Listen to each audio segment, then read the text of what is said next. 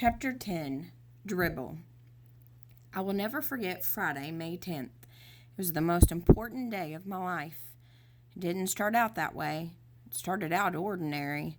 I went to school, I ate my lunch, I had gym, and then I walked home from school with Jimmy Fargo. We planned to meet at our special rock in the park as soon as we changed clothes. In the elevator, I told Henry I was glad summer was coming. Henry said he was too. When I got out at my floor, I walked down the hall and opened the door to my apartment. I took off my jacket and hung it in the closet, put my books on the hall table next to my mother's purse. I went straight to my room and changed my clothes and checked Dribble. The first thing I noticed was my chain latch. It was unhooked. My bedroom door was open, and there was a chain smack in the middle of my doorway. I nearly tumbled over it. I ran to my dresser to check Dribble. He wasn't there. His bow with the rocks and the water was there, but Dribble was gone. I got really scared. I thought maybe he died while I was at school and I didn't know about it. So I rushed into the kitchen and hollered, "Mom, where's Dribble?" My mother was baking something, and my brother sat on the kitchen floor, banging pots and pans together. "Be quiet," I yelled at Fudge. "I can't hear anything with all that noise." "What did you say, Peter?" My mother asked me. I said, "I can't find Dribble. Where is he?" "You mean he's not in your bowl?" my mother asked. I shook my head. "Oh, dear," my mother said. "I hope he's not crawling around somewhere.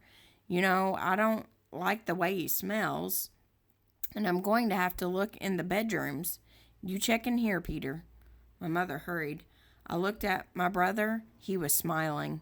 "Fudge, do you know where Dribble is?" I asked calmly. Fudge kept smiling. "Did you take him? Did you, Fudge?" I asked not so calmly. Fudge giggled and covered his mouth with his hands. I yelled, "Where is he? What did you do with my turtle?" No answer from Fudge. He banged his pots and pans together again, and I yanked the pots out of his hands. I tried to speak softly. "Now tell me where Dribble is. Just tell me where my turtle is. I won't get mad at you if you just tell me. Come on, Fudge, please." Fudge looked at me. "In tummy," he said. "What do you mean in tummy?" I asked, narrowing my eyes. "Dribble in tummy," he repeated. "What tummy?" I shouted at my brother. "This one," Fudge said, rubbing his stomach. "Dribble is in this tummy right here." I decided to go along with this game.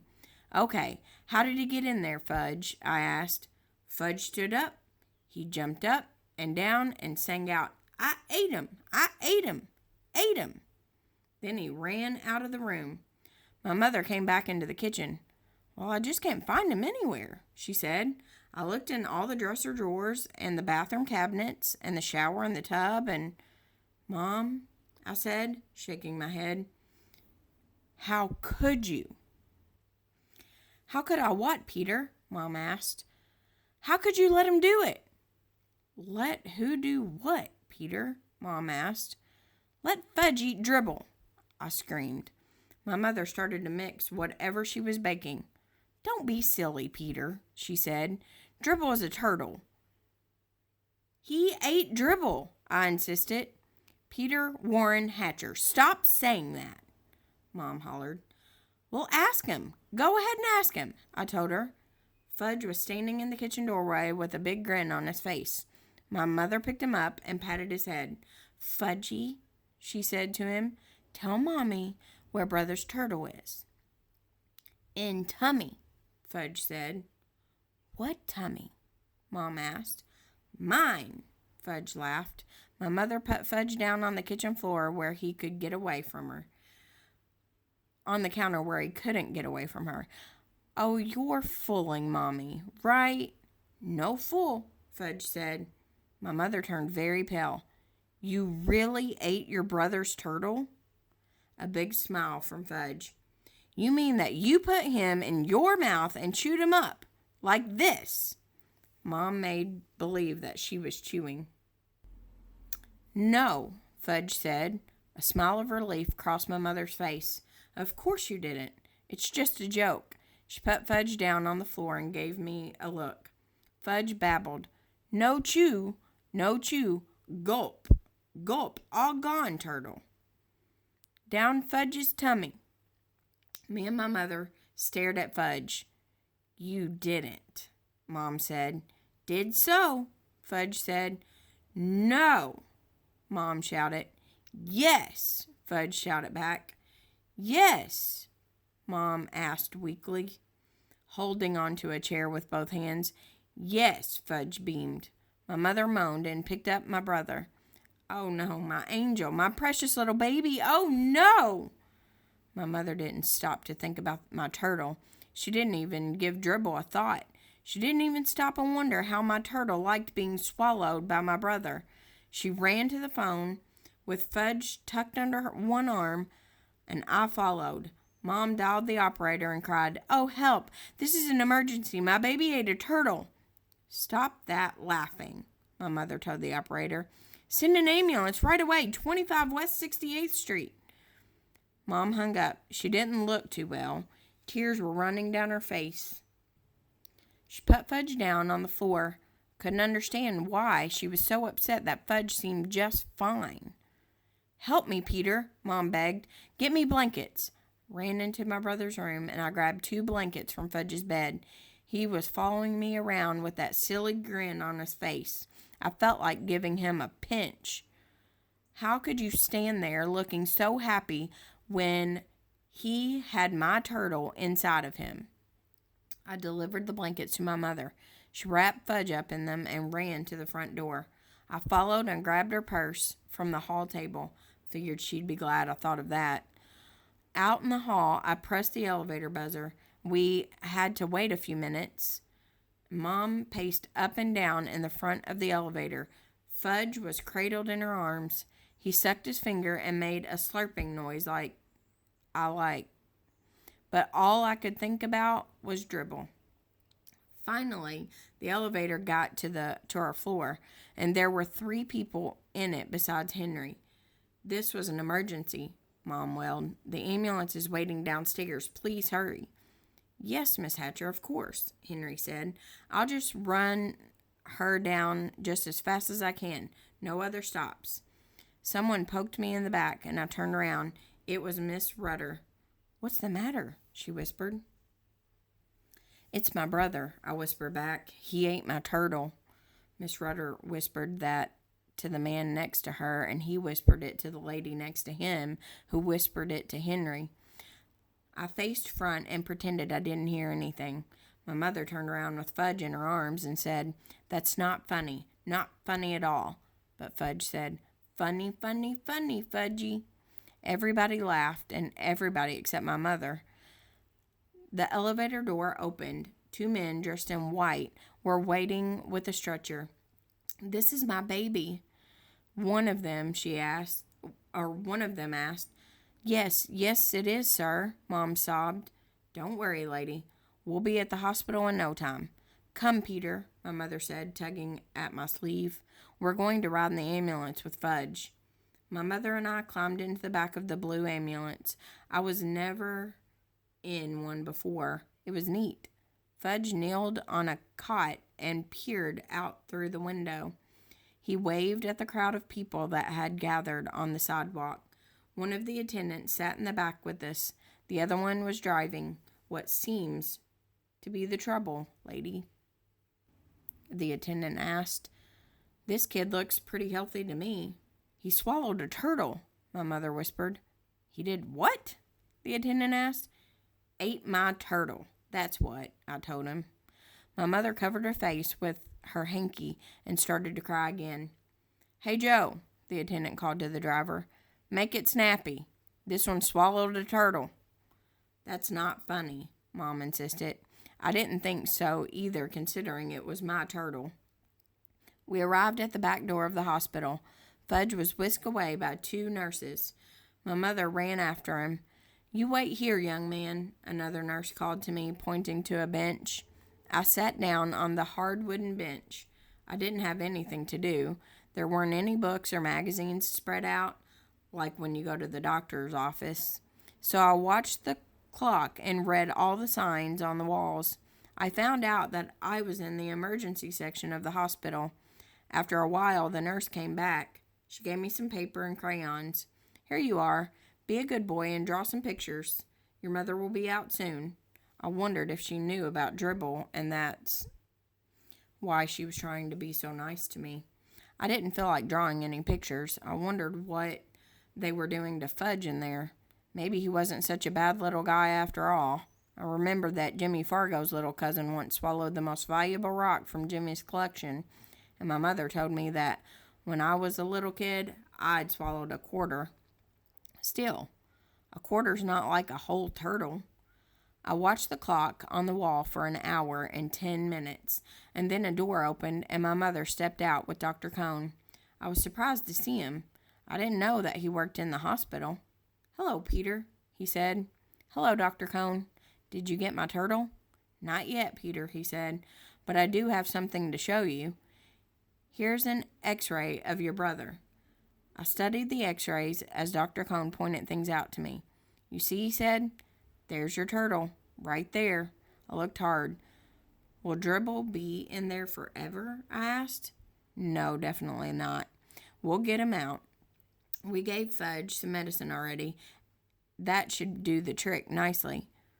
"What kind of medicine?" I asked. "What trick?" "Castor oil, Peter," my mother said. Fudge took castor oil and milk of magnesia and prune juice too. Lots of that. All those things will help to get Dribble out of Fudge's tummy. "We just have to wait," Dr. Cone said. "Probably until tomorrow or the day after. Fudge will have to spend the night here. But I don't think he's going to be swallowing anything that he isn't supposed to be swallowing from now on." "How about Dribble?" I asked. "Will Dribble be all right?" My mother and Dr. Cone looked at each other. I knew the answer before he shook his head and said, "I think you may have to get another turtle, Peter." "I don't want a new turtle," I said. Tears came to my eyes. I was embarrassed and wiped them away with the back of my hand. Then my nose started to run, and I had to sniffle. "I want Dribble," I said. "That's the only turtle I want." My mother took me home in a taxi. She told me my father was on his way to the hospital to be with Fudge. And when we got home, she made me lamb chops for dinner, but I wasn't very hungry. My father came home late that night. I was still up. My father looked gloomy. He whispered to my mother, "Not yet. Nothing yet." The next day was Saturday. No school. I spent the whole day in the hospital waiting room. There were plenty of people around, and magazines and books too. It wasn't like the hard bench in the emergency room hallway. It was more like a living room. I told everybody that my brother ate my turtle. They looked at me kind of funny, but nobody ever said that they were sorry to hear about my turtle. Never once. My mother joined me for supper in the hospital coffee shop. Ordered a hamburger, but I left most of it, because right in the middle of supper, my mother told me that if the medicine didn't work soon, Fudge might have to have an operation to get Dribble out of him. My mother didn't eat anything. That night, my grandmother came to stay with me. My mother and father stayed in the hospital with Fudge. Things were pretty dreary at home. Every hour the phone rang. It was my mother calling from the hospital with a report. "Not yet, I see," Grandma repeated. "Nothing happening yet." I was miserable. I was lonely. Grandma didn't notice. I even missed Fudge banging his pots and pans together. In the middle of the night, the phone rang again. It woke me up, and I crept out into the hallway to hear what was going on. Grandma shouted, "Whoopee! It's out!" Good news at last. She hung up and turned to me. "The medicine has finally worked, Peter. All that castor oil and milk of magnesia and prune juice finally worked. The turtle is out." "Alive or dead?" I asked. "Peter Warren Hatcher, what a question," Grandma shouted. So my brother no longer had a turtle inside of him, and I no longer had a turtle. I didn't like Fudge as much as I thought I did before the phone rang. The next morning, Fudge came home from the hospital. My father carried him into the apartment. My mother's arms were loaded with presents, all for Fudge.